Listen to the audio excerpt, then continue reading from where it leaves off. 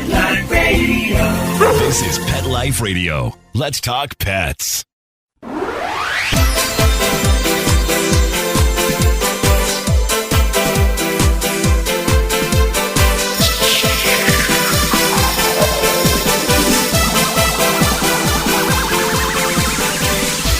Hello, you're listening to Animal Party on Pet Life Radio. And once again, we've got Dr. Jory Bocknek in from Aurora in Toronto, Ontario. And welcome to the show, Dr. Jory. Nice to be with you again, Deb. Yeah, it's great to have you. So, okay, I have a question about some commercials I've seen on TV for a new product for cats. And it's food, and it's supposed to make the cat less allergic to us humans. Do you think this is a thing that may not be so good for the cat? I can't honestly say that I've heard of that, but I can also honestly say it sounds more like marketing than science. It's Purina Pro Plan that has this commercial. I just don't know what to make of it. It talks about how they've researched for years and they've come up with this food that less dander, less allergens. Now, I don't know if they're talking about saliva, which is... Oh, I thought you meant making them less allergic to us. No, making us less allergic. So somehow it makes them excrete less of what we're allergic to, so they claim. Well, there are a couple foods that can do this, but they're doing it through usually the additions of things like essential fatty acids. And if they do that, what they'll find is it improves skin quality and coat quality. And so if they're adequately supplemented, then I find a lot of these dogs will shed less, or cats will shed less. Their coat is less dry, less brittle, so it's, again, less dander. And if you have a marginal allergy and your cats are either having less dander or your dogs are, then I guess technically you would have less allergy. Of the four, I would say I have four foods that I really like, four different companies, and Purina happens to be one of them. And one of the reasons why I like them is they do a lot of really good research. They're always available if we have a problem. If we call them, we get in touch with their research and development people very quickly. And they offer a lot of quite good solutions. So if they're making this claim, it'd be interesting to look into. Okay, well, what are the other three that you like? Because that's kind of makes me wonder, because there's so many brands out there and people struggle with this, and the labeling is so deceptive. They use like natural and organic. Yeah, and holistic the pictures and the commercials of these dogs, but they're actually wolves, and then they're dogs, and they're coyotes, but I don't know. And the dog pulling, doing this beautiful act of devotion, and I'm going to buy that brand. But really, what's the best? For me personally, the four food brands that I like the most would be Purina Pro Plan for dog. Well, Purina Pro Plan, Science Diet would be another one, Royal Canin would be another one, and Eukanuba would be another. The reason I like those four is I really like their research. They're constantly in development, and they're constantly refining. Their quality control is fantastic. I've been to the Purina test in Topeka, Kansas, where they evaluate and research their products. Each one of these companies I find does something slightly different than the other. It doesn't mean that they're either worse or better. I find, in my opinion, I would say they're equivalently excellent, but someone may do better on one than the other. And it's easy to go to your local quality pet store where you'll find these products and maybe get a sample, see if your animal likes it. Another reason why I really like these products is you can pretty much get them anywhere. Like, it's not to say that there aren't specialty local products that you can purchase locally, but let's say you go on a trip with your pet. Now what do you do when you're out of food? Whereas with all these products, you can get them in Florida, you can get them in Winnipeg, you can get them in London, England, you can get them in Madrid. So it can be had anywhere. Another reason why I like these products is they manufacture most of the veterinary diets. And so if I have to switch an animal temporarily to a prescription food for a particular reason, it's easy to switch them back because they're just floating from, generally speaking, the same food, which is just slightly different, where one is designed for easier digestion, so it has a different protein quality, but then it's easier to go back.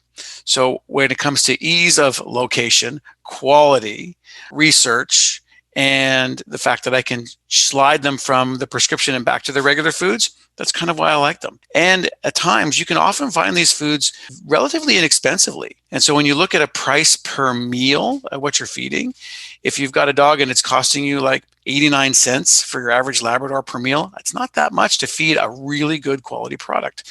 So for all those reasons, these are the four foods that I like the most. I've had experience with all of them, actually. Eukanuba was what I used to feed underweight puppies, Eukanuba pink, because it was just such intense food. If I was rescuing dogs and dealing with really malnutrition, once they were well enough to have that, they would put on the pounds so well. Royal Canin, hypoallergenic yam formula. It's yam and duck. And I cannot get over the taste test factor. So if dogs come to the kennel and they run out of food and I have to substitute, I can text the owner and say, is it okay if I give them Royal Canin hypoallergenic? And they usually say, sure. And I don't have diarrhea and I don't have vomiting. I don't have transitional runs, all the things that I would not want being the person who has to mop the floor. Sure. And the dogs love it. I don't have to add in wet or play games with their food. You know what I mean? Like they just go for it. They're like, that's duck. I'm eating that. And so that works out really well. And both Science Diet, I mean, I remember they used to be the one in all the vets. So I've had a lot of experience with them, taking that for the dogs who really need a specific type. And then, like you say, Purina is the one that was the most outstanding, most accountable during the pet food recall. So I get what you're saying with all four of those. Okay, so we're going to go to a break. If you've been spending too much on a different brand, maybe you should rethink it. And we'll be back with Dr. Jory on Animal Party Pet Life Radio.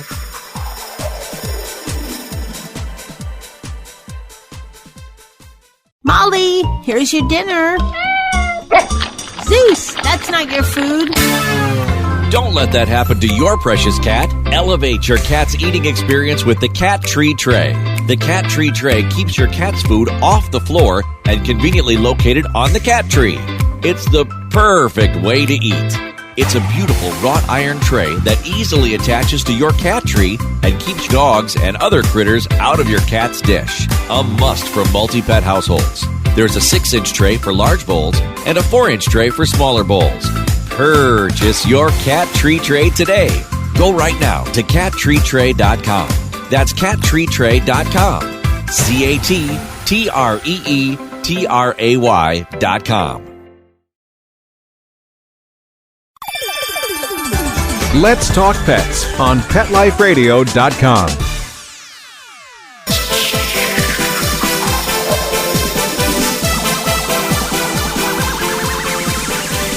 Hello, you're listening to Animal Party on Pet Life Radio with Deb Wolf.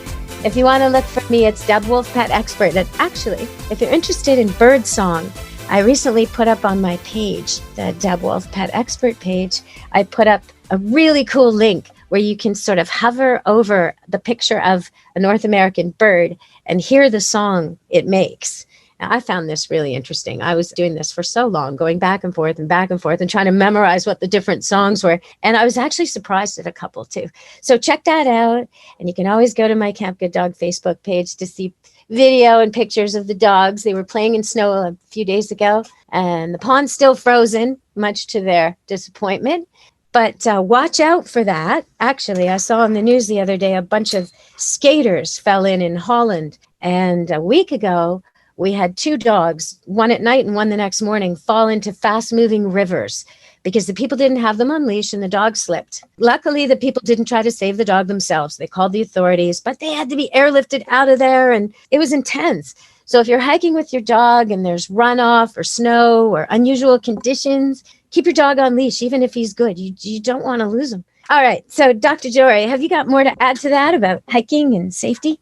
Well, with hiking and safety, honestly, it really does boil down to being prepared. So it's one thing to stop, drop, and go, but it's another thing if you're taking dogs, and some people take their cats, and I view it the same way as taking young children. So if you're going to go for a hike and you want to be safe, if you plan ahead, then you won't be caught unawares and surprised. So bring a little backpack with things you may or may not need. The extra leash, just in case you encounter another dog or yours breaks and you have to go catch yours. Little things like water. If you're going to be out for the day, make sure you've got a vessel that the pet you're bringing has something to drink from. You may want to have your little emergency kit with just a couple things. I mean, we're not going off climbing Mount Everest, but it's not bad having a little bandage, a little muzzle, things we've talked about, just in case. So you can go and enjoy your walk, have an idea for time. And one of the things I often tell people is if you're going to go for a hike, let someone know you're going and when you think you're going to be back. So if you're not showing up, someone knows to look for you. Okay, so if you're wondering what Dr. Jory's talking about when he said the things we've been talking about, you have to listen to the show last month when we went over everything you need in a first aid kit. So you'll probably be surprised by some of the items, but it's very affordable to have a thorough first aid kit. You could modify one that you would have for yourself just by adding a few items, a few key items to make it pet friendly. Okay, so let's continue on. I wanted to ask you, I asked you about the dog food. Now there's a new litter that's supposed to be lighter weight. And, is that going to be toxic for cats? New chemicals? I really don't know. The reality is I think unlikely will be toxic. It's more marketing than anything else. The newer litters that are coming out that I do like are those that have indicators in them that if the pH of your cat's urine changes, or if there's blood in there, the litters will change color. That I think is really cool. The downside is some cats won't use it. And so for me, I always think you should have 2 litter boxes anyways, like if you have one cat, even if one cat, because sometimes they'll want to pee in one and poop in another. But if you want to change your litter, I would only change one first, make sure they're going to keep using it, and then consider changing the other. But one of the things I'll often recommend to clients in general is having one litter box with a coarser litter and one litter box with a finer litter. And I find the cats tend to gravitate to one or the other. And then once you know which one they like, then you can adjust based on what your cat's preferences are. But I try to stay away from things that have intense odors or smells that are supposed to be nice, because that can make the litter actually aversive. And then you could make the litter box a huge problem. I mean, it's one of the more common behavioral issues that we have is what happens when Kitty stops using the litter box. It's the most common reason cats are given up and sent to shelters, because they're not using the litter box. Most common reason. And it's so simple. Usually there's something putting the cat off. And it can be something a human doesn't really think about, like the fact that the litter box is close to the dryer and the dryer makes loud noises, or it's near the furnace and randomly every once in a while the furnace goes boom and the cat was in there once and it happened. Or maybe, and this is really common, you got one box and a bunch of cats, and one of them doesn't let the others come near it because he's in charge. There's always a mean girl in the bathroom. Okay, we're going to go to break and we'll come back and talk about that mean girl in the bathroom. Stay tuned to Animal Party on Pet Life Radio with Dr. Jory Bocknek. Stay tuned. Take a bite out of your competition. Advertise your business with an ad in Pet Life Radio podcasts and radio shows. There's no other pet-related media that is as large and reaches more pet parents and pet lovers than Pet Life Radio. With over 7 million monthly listeners, Pet Life Radio podcasts are available on all major podcast platforms. And our live radio stream goes out to over 250 million subscribers on iHeartRadio, TuneIn, Stitcher, and other streaming apps. For more information on how you can advertise on the #1 pet podcast and radio network, visit PetLifeRadio.com/advertise today. Let's talk pets Let's talk pets on Pet Life Radio. Pet Life Radio. PetLifeRadio.com.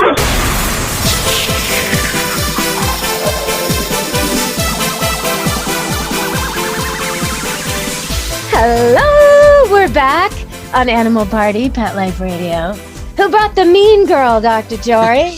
There's always a mean girl in the bathroom. And that seems to be, for me, one of the more common reasons cats stop using the litter box is you have a multi-cat household and one of them just starts laying claim to something.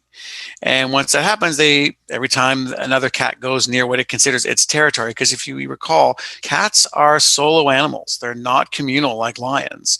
The only reason cats can live in a group in a home is because resources aren't scarce. But the litter box is a resource. And occasionally as cats get older, they become more territorial and one of them can lay claim to it. And if they do, then you have a problem, which is why I suggest having multiple boxes at different locations in the house. So if there is a mean girl in the bathroom, the other animals have an opportunity to go to another bathroom. Okay, so when you say they're not communal, that they're solo animals, what about cat colonies? They can exist in colonies because, again, it's resource driven. They're not competing intensely for resources. If resources became scarce, the colony doesn't stick together very well. Okay. What about families? Families are the same thing. It's all about, do they have space? Do they have access to food and water that they need? And do they have places to go and express their predation instincts? And if they have all these things, then everyone gets along in a very nice, harmonious way. It's when they don't that you have cats who used to get along, all of a sudden now don't. And why don't they? Because as they age, their territoriality changes. And as the household changes, then the dynamic can also change. And once one cat starts losing the interest in sharing, it can be quite problematic. Losing the interest in sharing. That's a very diplomatic way of describing Miss in the middle of the night. And the noisy one, actually, for everyone listening, the noisy one is usually the one being picked on. So don't assume that the one making the noise is the problem. Usually that one's going, don't hurt me. And someone else is standing there quite quietly with their claws. That's another thing. I often get called into these situations where they have cat struggles, or cat doesn't like dog, or cat doesn't like other cat. And I have to work on, it's usually the litter box, which is the final straw that makes them call me after they've, dug up the carpet and they're really upset with what the cat's done, where she's chosen to pee, where the victim cat has chosen to pee. But oftentimes they'll see their cat lying there on its side, and they'll say to me, you see, he's not guarding the litter box, but he is. He's lying on his side with all his claws facing the victim. Lying on his side might be a docile position for a dog, but it is not a rest position for a cat. That's like 5 knives, right? That's a lot of sharp instrumentation aimed at the victim right there.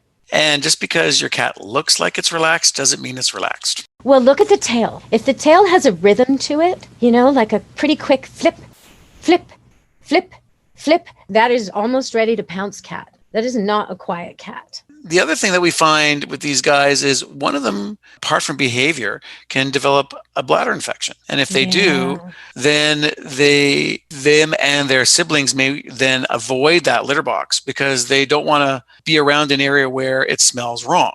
Unfortunately, it's a very common problem that can be solved, but a lot of people ignore it for a while. And so a cat has a chronic bladder infection, stops using the litter box, starts spraying around the house, and then they come to me a month later without ever having come in and say, we want to put her to sleep because she's not using the litter box.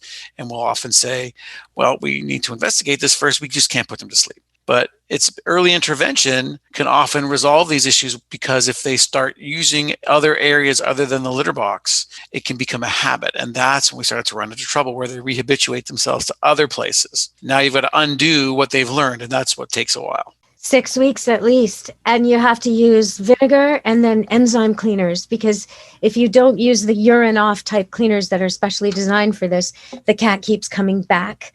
And do not use ammonia, because that really will make the cat come back fast. Yep. You don't want to get into a scent war. It gets really tricky after. It's much easier ahead of time. But I wanted to ask you, what's the name of the brand of that fancy litter that helps you diagnose problems?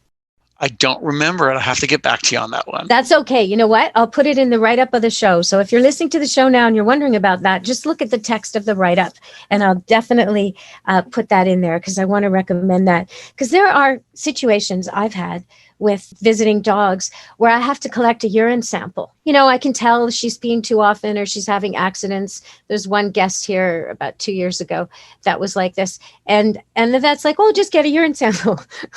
Oh, yeah. Okay. Easily done. So I'm wandering around behind this dog that barely knows me with a ladle, try to catch the pee uncontaminated while it's pouring rain, and pour it into a sterile container that doesn't smell like whatever was in it before. Yogurt, cheese, whatever. So it has to be sterile. And I got to pour that in and get it to the vet. And if she won't cooperate, then it's going to be more of a procedure and more of a cost and more difficult for her. So not so easy. With a cat, it's way harder. So I can imagine this litter is really helpful. I find it often is really helpful. That way cats, owners can bring in urine samples from their cat when some of these cats are challenging to get samples from. One of the things we'll want to do, which can be a little bit more difficult with these kind of samples, is if we find it has a lot of bacteria, we may want to send it off to the lab to grow it to find out what the bacteria is in that urine sample, so that we can choose the correct antibiotic for them. But some of these cats, the only way you'll get a sample on them is when they're asleep. And if not everybody wants to do that. So if they at least bring me in a urine sample that they've collected within half an hour from their own litter, then we can at least get started. We know whether there are crystals, what the pH was, and if there's bacteria or not. So it definitely makes my life a lot easier when people can do that. Okay, well, we're going to go to break, and we're going to come back and talk more with Dr. Jory. Stay tuned to Animal Party Pet Life Radio and me, Deb Wolf.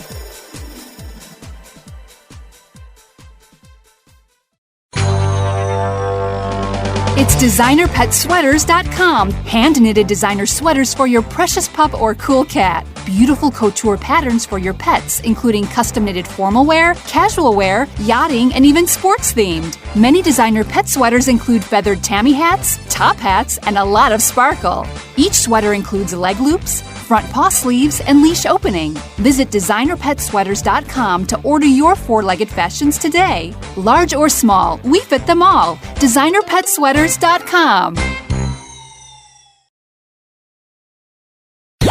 Let's talk pets Let's talk pets on Pet Life Radio. Pet Life Radio. PetLifeRadio.com.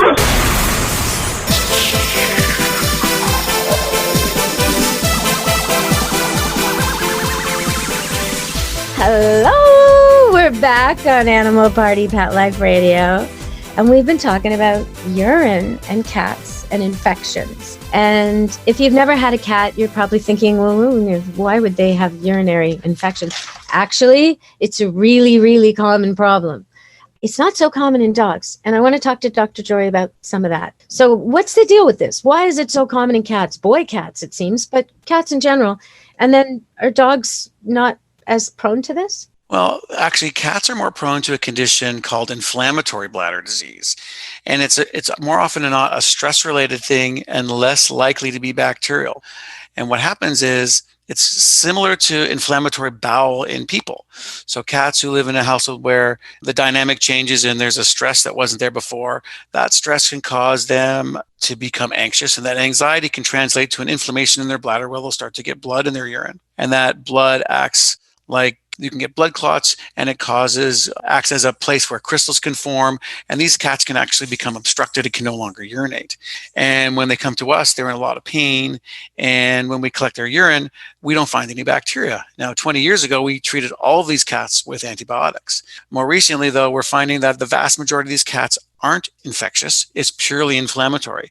And it's what we end up having to do now is unblocking them and creating an environment in their urine where we can get rid of those crystals, sort of keeping them on fluids for a couple days with a catheter into their bladder so they keep the drainage pipe open. And you get them on medications to help kind of reduce that anxiety and stress and inflammation. And then we talk about environmental enrichment in their home, providing perching areas for them to go, providing toys for them to play with, doing things around food, like instead of using one bowl to feed them, placing food at different places around the house so they can go look for it, basically enriching their daily experience to help get rid of that underlying anxiety. And we find that these inflammatory episodes go away or are at least dramatically reduced. There's also a lot of prescription foods out there now made by the companies that we talked about earlier. Both the ones that I tend to use the most are by Royal Canin and Purina and Hills. And what these foods do are they create a pH of the urine that's most ideal to help prevent crystal formation. And then each company does something slightly different. Some companies add things to help reduce anxiety by adding certain amino acids. Some companies may add a bit of salt to the diet to increase their water consumption to keep them peeing more frequently. And we find by doing these things, we'll reduce the frequency of these inflammatory episodes, but none of this works very well if you don't adjust what the cat's doing at home. Yeah, I understand that, because as long as they're still stressed out, I mean, if there's another cat picking on them or a new puppy that's allowed to chase them, or they've just had to move. But sometimes I bet the stress was a move or construction and the stress is over. And so once you've got the urine flowing again and the cat goes back to its calm home, maybe it's okay. It can be.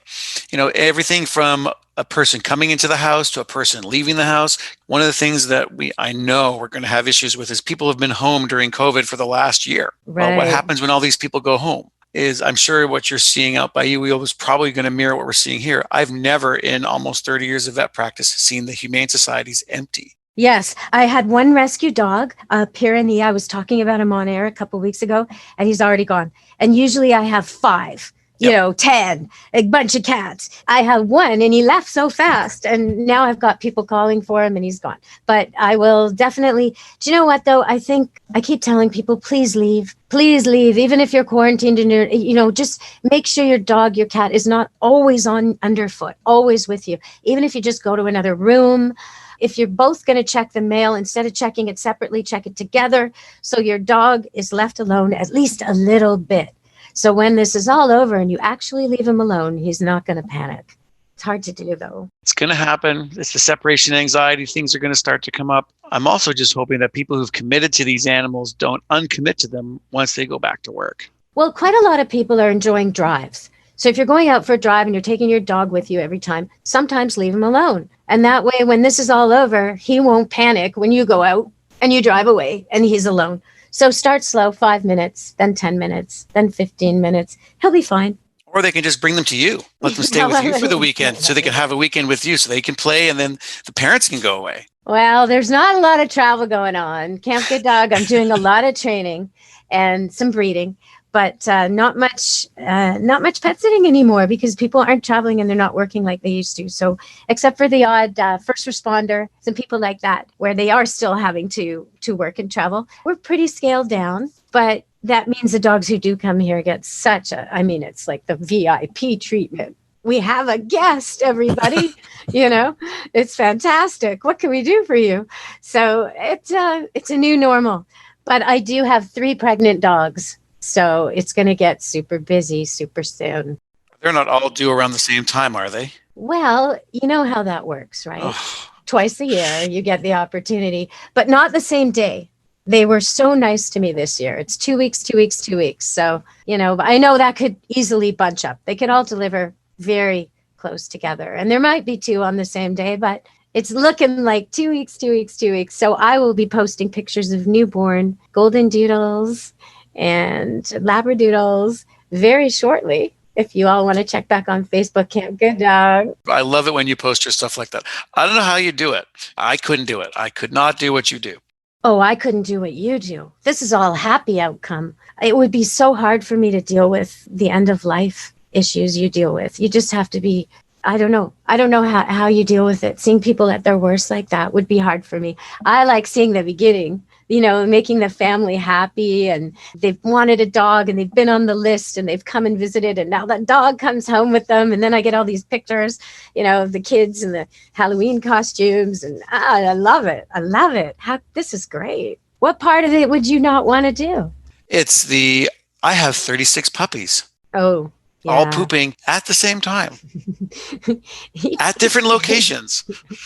Yeah, that's my math. Each puppy, I figured out, does approximately 4 poops per day. And there's about 10 puppies per litter. So yeah, it's a lot of poop, It's right? a ton of work. 40 poops per litter per day. But they're so cute. I think nature made animal babies cute, so we'd put up with their poop. My hat's off to you. I don't have the energy. Well, I don't know. I wouldn't, I had one really serious case a few years ago where I had a pregnant female and she had to go for a different operation while pregnant. And so they had to induce and we had to have C-section. And we had a 9 perfectly good puppies, but it was just so touch and go. And afterward, it didn't go well. And I had to be running back and forth to the all-night emergency clinic where she was and bottle feeding all of her puppies. And then once she was okay 4 days later, trying to get her back with them. That whole thing, that part, that's what you see. That's where you're the hero. And that's the part I couldn't do. That would be the good part where all the babies are good and the mom's all proud. And I love that. But the part when you step in, that's when us breeders really need you. And that's when I can see why you don't want to do it because you're seeing the worst and I'm seeing the best. Well, then we both serve a role. We both serve a role and we both have our areas of expertise. There's definitely certain things I defer to you on. Well, I sure wish you were closer because I've got 3 litters coming and I know your home cell number and I wish I could call you in the middle of the night. You can call me anytime. You already do, so there's no reason not to. But it'd be fun to be there. Yeah. Well, maybe someday I should film it. I should film one of these. It's so beautiful. It's like, well, I know you know, but people out there, when a human baby is born, it's usually just one. But this is one after another, and each one is different. Some are born moving and nursing already, and some are in their sac, and you have to help get them out of the sac. I mean, it's an incredible experience. And watching the mother greet each one and her face afterward when she's all done. Oh, it's incredible. So, okay, thank you so much for joining me today, Dr. Jory. Absolutely my pleasure. I hope it gets warm for you soon. Well, we're looking forward to it, but we at least have now, with the ski hills opening this weekend, I would like a couple weekends of snowboarding. So we're going to see what we can do, but at least a month of fun now that we can finally start getting out. Well, we had some good news in Vancouver. Our resident orca pod was seen with a new calf today. So if anyone wants to look that up, it's all over the internet. The new calf in our resident Vancouver orca pod. Good news for everyone. Okay, so from Dr. Jory and me, Deb Wolf, and Animal Party at Pet Life Radio, thank you for joining us today. Be good to your animals. Let's Talk Pets, every week on demand, only on PetLifeRadio.com.